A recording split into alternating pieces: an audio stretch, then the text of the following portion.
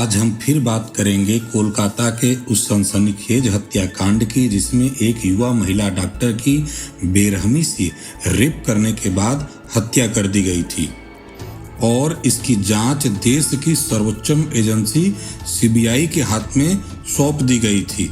CBI ने कई नए खुलासे किए हैं। सीबीआई ने ये पता लगा लिया है कि उस रात ट्रेनी डॉक्टर के साथ में रेप हुआ था या गैंग रेप हुआ था। यह खुलासा सीबीआई ने कर दिया है। लास्ट तक बने रहें, जानते हैं पूरा सच क्या है। दोस्तों नमस्कार, स्वागत है आपका हमारे YouTube चैनल पे। इससे पहले आप कहानी में खो जाएं, आपसे रिक्वेस्ट है चैनल को सब्सक्राइब करें, वीडियो अच्छी लगे तो लाइक करें और शेयर करें। धन्यवाद। शुरू करते हैं आज की कहानी।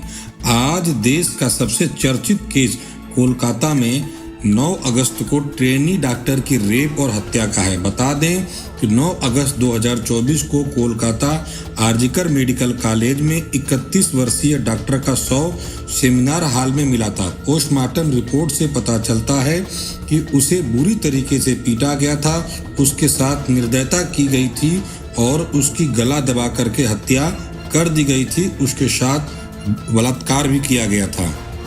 इस मामले में कोलकाता पुलिस ने सिविल वॉलंटियर संजय राय को गिरफ्तार किया था, लेकिन शुरुआती जांच में कई सवाल अनसुलझे रह गए थे।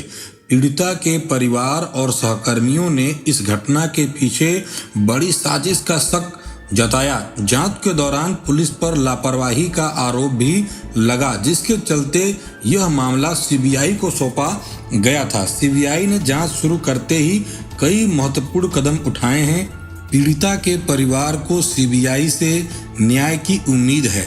सीबीआई ने अपनी रिपोर्ट सुप्रीम कोर्ट के chief justice of India DY Chandrachud, justice JB Pardiwala और जस्टिस मनोज मिश्रा को सौंप दी। सीबीआई सूत्रों से जो जानकारी हाथ लगी वह चौंकाने वाली है। हालांकि अभी जांच जारी है, इसलिए इसको गोपनीय रखा गया है। सीबीआई के सूत्रों के अनुसार मीडिया रिपोर्ट के मुताबिक पिछले 10 दिनों की जांच के बाद सीबीआई ने खुलासा किया है। सीबीआई के खुलासे में यह बात बिल्कुल साफ हो चुकी है कि कोलकाता पुलिस और फिर सीबीआई दोनों की लाइन ऑफ इन्वेस्टिगेशन उस सेमिनार हॉल को लेकर के एक ही है। हालांकि 9 अगस्त को संजय राय कोलकाता पुलिस के सामने अपना इकबालिया जुर्म कबूल कर लिया था। इसके बाद 14 अगस्त को जब वह सीबीआई की हिरासत में गया तब भी वह अपना जुर्म कबूल कर लिया था, बल्कि घटना वाली रात और सुबह की पूरी कहानी भी बयान कर दी थी। लेकिन जांच एजेंसी को ठोस सबूत की तलाश थी और ये तलाश खत्म होती है फॉरेंसिक रिपोर्ट से। Central forensic science lab Kolkata ने सीबीआई को अपनी रिपोर्ट सौंप दी है। इस रिपोर्ट के मुताबिक पीड़िता और आरोपी संजय राय के DNA प्रोफाइल मैच कर गए हैं। इतना ही नहीं, फॉरेंसिक जांच में पीड़िता के प्राइवेट अंगों से संजय राय के अलावा किसी और का DNA प्रोफाइल नहीं मिला है। इसका मतलब ये होता है कि पीड़िता के साथ रेप हुआ है, ना कि गैंग रेप।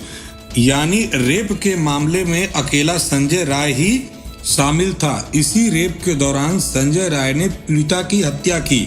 सवाल यह है कि सीबीआई ने इसका खुलासा क्यों नहीं किया, क्योंकि इसके बाद कई कड़ियों की जांच बाकी है। दरअसल सीबीआई ये पता लगाने की कोशिश कर रही है कि क्या जानबूझ करके सबूतों को मिटाने की कोशिश की गई थी, क्या जानबूझ करके FIR देरी से दर्ज की गई थी, क्या केस को रफा दफा करने के लिए प्रिंसिपल ने कोई साजिश रची थी, प्रिंसिपल ने खुद को बचाने के लिए या अस्पताल की साख को बचाने के लिए लोगों को ये बोला कि मामला खुदकुशी का है।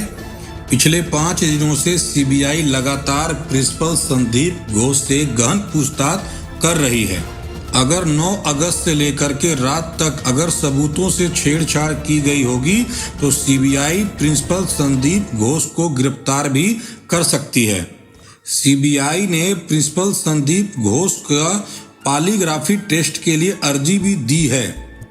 आने वाले दिनों में सीबीआई अपने जांच में क्या क्या खुलासा करेगी यह देखना बाकी है, लेकिन एक बात साफ है कि सच जल्दी सामने आएगा और अपराधियों को सजा मिलेगी। यह घटना ने मानवता को शर्मसार कर दिया है। यह घटना हमें याद दिलाती है कि हमें अपनी बहन बेटियों की सुरक्षा के लिए एकजुट होकर के काम करना होगा। तो दोस्तों, यह कहानी सुनाने का मकसद किसी को परेशान करना नहीं है, बल्कि लोगों को जागरूक करना है। कल फिर मिलेंगे एक नई कहानी के साथ। तब तक के लिए सतर्क रहें, सुरक्षित रहें। धन्यवाद।